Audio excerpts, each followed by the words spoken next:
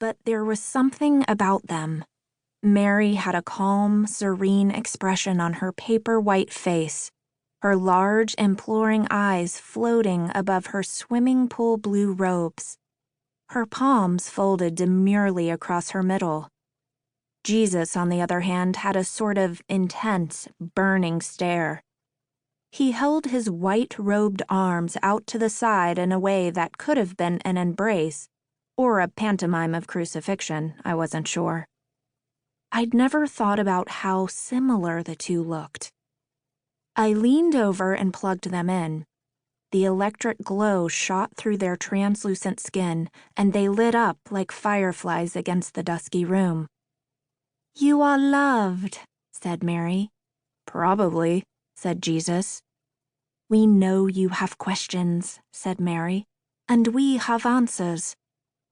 "But we're not just going to give them away for free," said Jesus. He held out his palms. "Look at the marks where the nails went in." I grimaced. "Come on," said Mary. She shot Jesus a reproachful glance.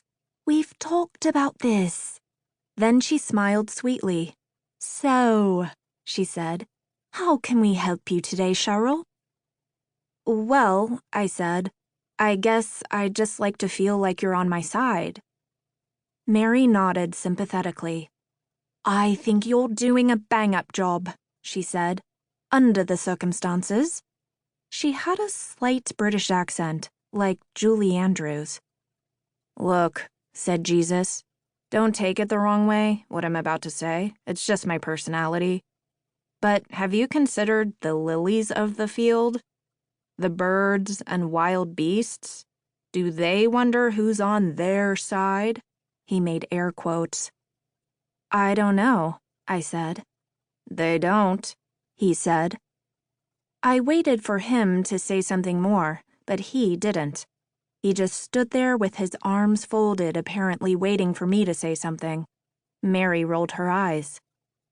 I leaned over and unplugged them. Their lights went out, and their faces hardened into frozen masks of cheap, colored plastic. I picked them up, took them out to the car, and drove back to Tony's Catholic Bonanza. "They don't work?" said the young man behind the counter. He had eyes as green as marbles, and black hair neatly parted down the middle. "They work," I said. "That's not the problem. The problem is they're judgmental." He nodded. "Ah, I see," he said. He folded his arms. "A lot of people complain about that." "So, can you take them back?" "No, ma'am."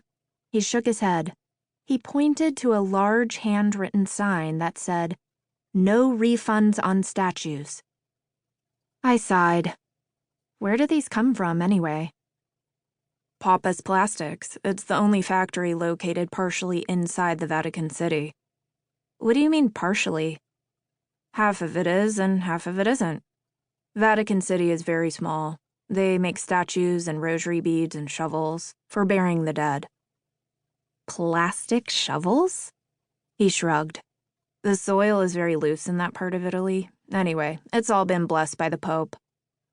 What do you mean blessed? Does he sprinkle holy water on it or something? No, but his car drives by the factory sometimes and he gives a little wave. He demonstrated by limply raising his hand, then letting it drop.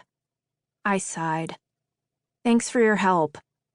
I picked up the two statues, one under each arm, and headed back out to the car.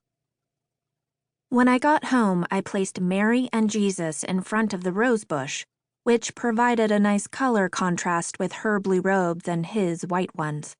I did not plug them in. Instead, I went into the kitchen and opened the freezer. There was Billie Holiday. She was in a plastic bag, but I could clearly see the shape of her through it. One of her little paws stuck out of the bottom.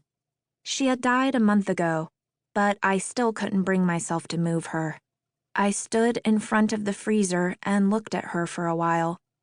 Then I reached to the left of her stiff body, took out the gin, and closed the door. I filled a glass nearly to the top and